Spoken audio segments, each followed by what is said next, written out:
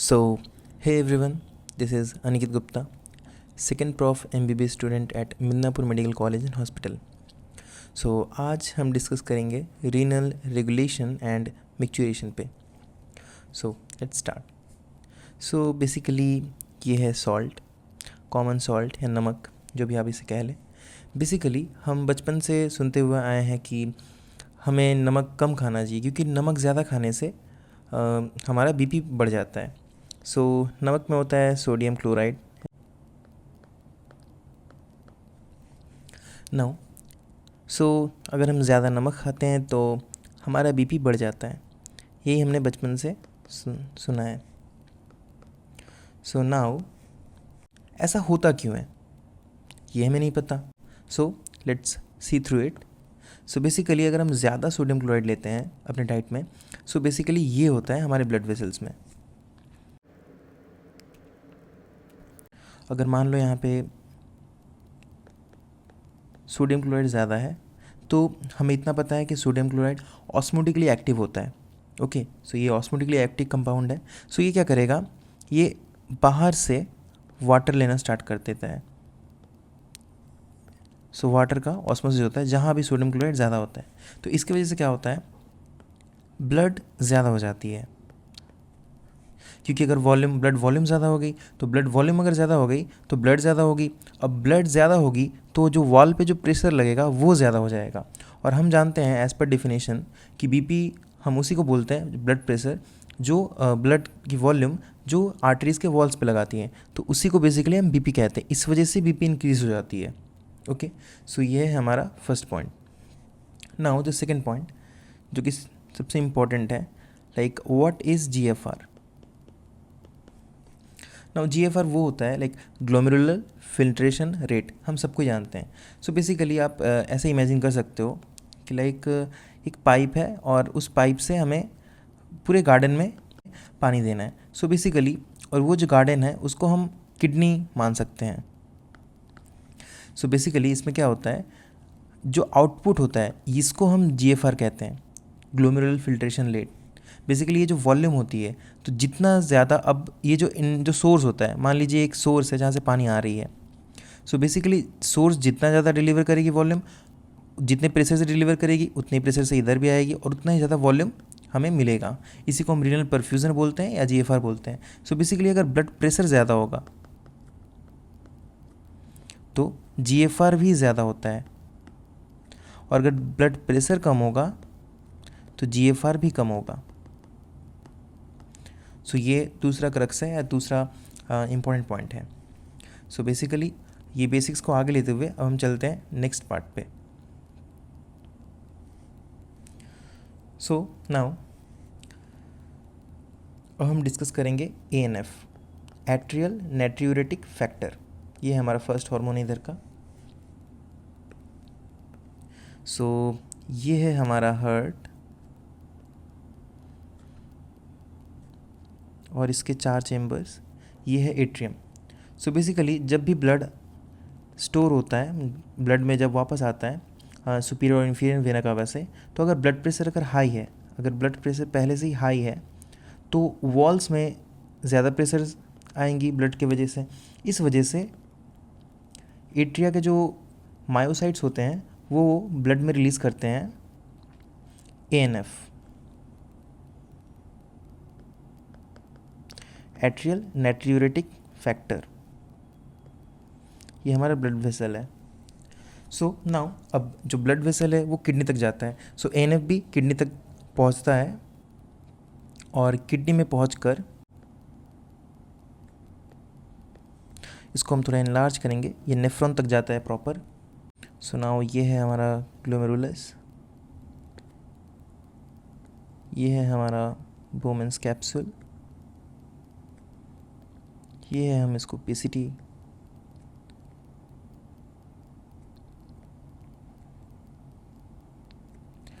Now ये है हमारा लूप ऑफ हेनले, एंड ये है हमारा DCT and collecting duct. Now जो ANF होता है फिर ब्लड तक पहुंचकर इसके बाद यहाँ से ये सोडियम का एक्सक्रीशन करवाता है.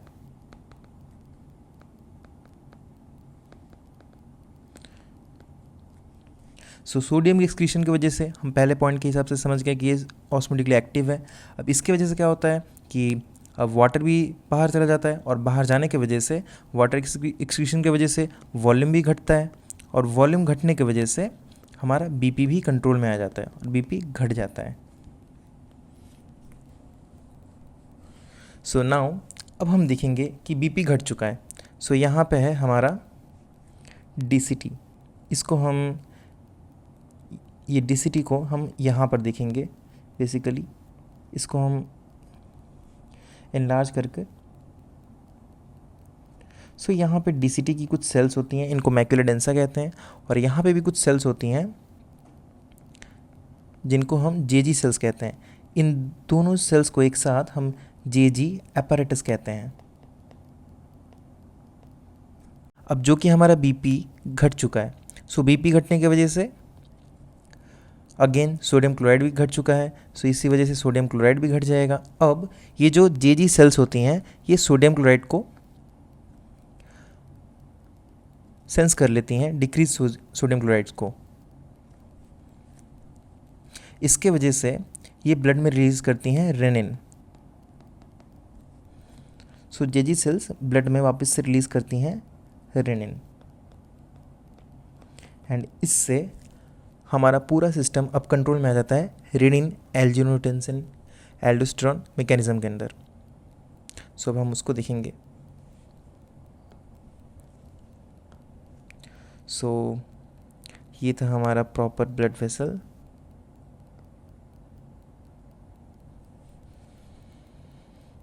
एंड रेनिन रिलीज हो गया है ब्लड में हमारे जेजी सेल्स के द्वारा। सो नाउ अब जो हमारा लीवर है वो बनाता है एंजियोटेंसिनोजन।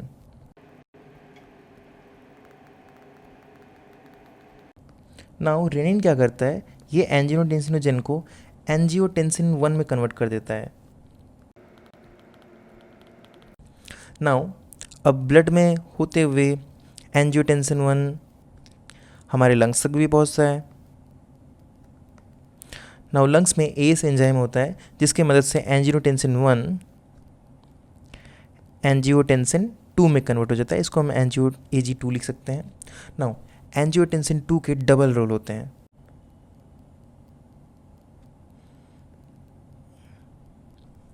सो सबसे पहला जो रोल होता है वो होता है हमारी किडनी पे।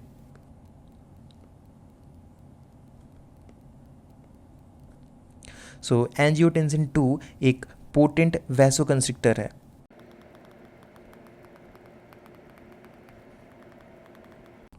सो पोटेंट वैसोकंस्ट्रिक्शन एक्शन की वजह से जो आर्टेरीज होती हैं, जो एफरेंट आर्टेरियोल्स होते हैं, ये कंस्ट्रिक्ट हो जाती हैं। इसके वजह से क्या होता है, हमारा GFR बढ़ जाता है, जो हम सबसे पहले डिस्कस कर चुके हैं। हमारा GFR बढ़ चुका है, और GFR बढ़ने की वजह से हमारा GFR कंट्रोल में है। सो नाउ अब किडनी के ऊपर भी एक ग्लैंड होती है जिसको हम एड्रिनल ग्लैंड बोलते हैं। सो बेसिकली एंजियोटेंसिन 2 उसको भी स्टिमुलेट करती है। सो एड्रिनल ग्लैंड्स अंडर AG2 के स्टिमुलेशन की वजह से रिलीज करते हैं एक हार्मोन एल्डोस्टेरॉन, जो क्या करते हैं, हमारे जो डीसीटी थी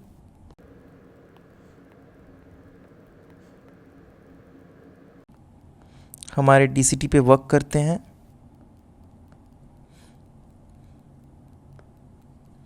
और इसके वजह से सोडियम का रीएब्जॉर्प्शन होता है।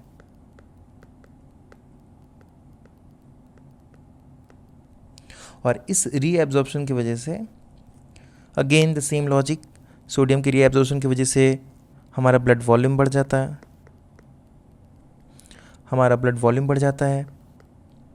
और ब्लड वॉल्यूम बढ़ने की वजह से अगेन हमारा बीपी भी बढ़ जाता है। और इस तरह से ये पूरा का पूरा रैस सिस्टम बीपी बढ़ाने में मदद करता है। सो यहाँ पे कंप्लीट होता है हमारा रास सिस्टम एंड अब हम मूव करते हैं ADH की तरफ। सो ये है हमारा ADH। सो नाउ ADH एक हार्मोन है जो पोस्टीरियर पिट्यूटरी से रिलीज होता है हाइपोथैलेमस के स्टिमुलेशन की वजह से। सो नाउ ये हमारा ब्रेन है और इसी में होता है हाइपोथैलेमस। सो इसमें हाइपोथैलेमस में क्या रोल होता है स्टिमुलेशन की वजह से, क्यों स्टिमुलेट करता है हाइपोथैलेमस पोस्टीरियर पिट्यूटरी को ADH रिलीज करने के लिए? क्योंकि यहाँ पे होते हैं ऑस्मो रिसेप्टर्स। सो नाउ गर्मी में जब हम स्वेटिंग करते हैं, बहुत ज़्यादा स्वेट करते हैं गर्मी में, तो स्वेट की वजह से क्या होता है हमारे बॉडी में जो वाटर लॉस होता है। सो ये ब्लड वेसल से भी वाटर लॉस होता है। सो इसकी वजह से क्या होता है, ब्लड का वॉल्यूम डिक्रीज़ होता है।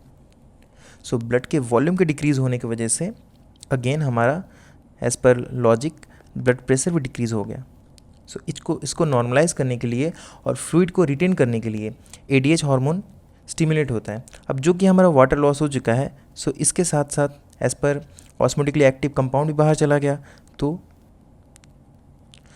सोडियम भी घट गया और सोडियम घटने की वजह से ये जो हमारा ऑस्मो रिसेप्टर है ये स्टिमुलेट हो जाता है, क्योंकि सोडियम ब्लड में कम हो जाता है और ब्लड वेसल्स जब ब्रेन में होते हुए जाती हैं तो वहाँ पे ऑस्मो रिसेप्टर्स भी स्टिमुलेट हो जाते हैं हाइपोथैलेमस में, और ये हमारे पिट्यूटरी को सिग्नल देती है ताकि ADH रिलीज़ हो। अब ADH रिलीज़ होने के बाद ADH काम करता है हमारा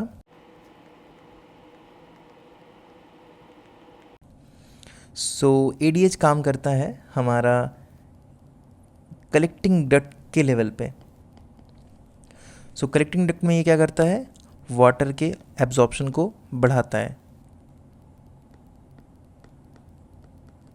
जो आप बाद में पढ़ेंगे कि एक्वापोरिन्स के मदद से हमारा ADH यूज़फुल होता है वाटर के रीएब्जॉर्प्शन में, और इसकी वजह से क्या होता है हमारा ब्लड वॉल्यूम बढ़ा और साथ साथ वाटर रिटेन भी हो गया,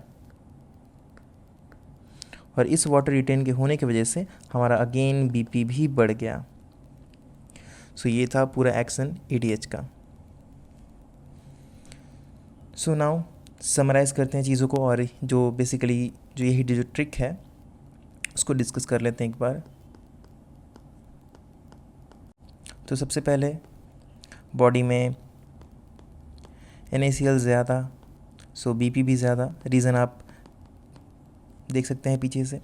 अगर BP ज़्यादा तो ANF रिलीज़ होगा, क्योंकि एट्रिया के वाल डिस्टेंड होंगे तो ANF रिलीज़ होगा।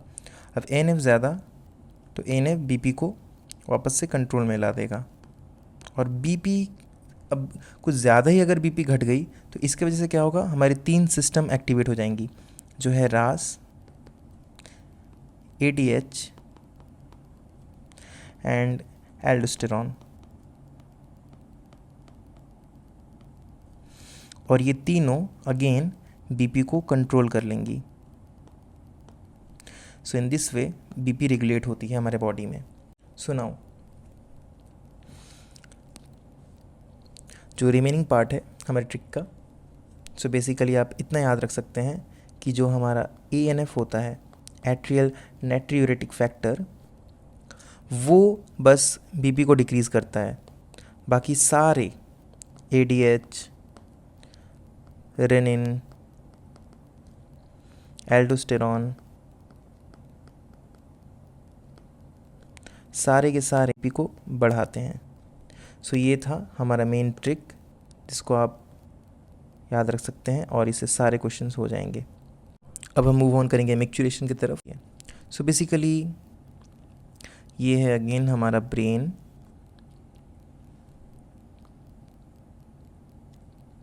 एंड ये है ब्लैडर, ये है एक्सटर्नल स्फिंक्टर, एंड ये है ब्लैडर की वॉल। बेसिकली जब किडनी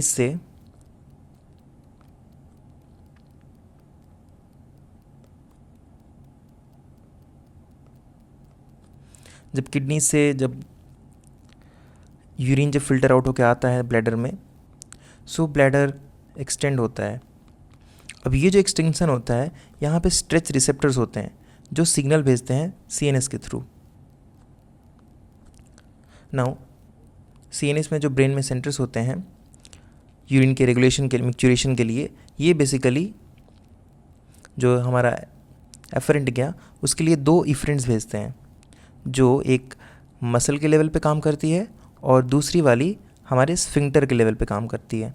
सो बेसिकली ये मसल को कॉन्ट्रैक्ट करवाती है, जिसके वजह से यूरिन बाहर की तरफ पुश होता है, और यहाँ पे रिलैक्सेशन होता है स्फिंक्टर का, जिसके वजह से यूरिन बाहर आती है। सो ये था पूरा mechanism from hormonal regulation till micturition. Thank you so much, all the very best.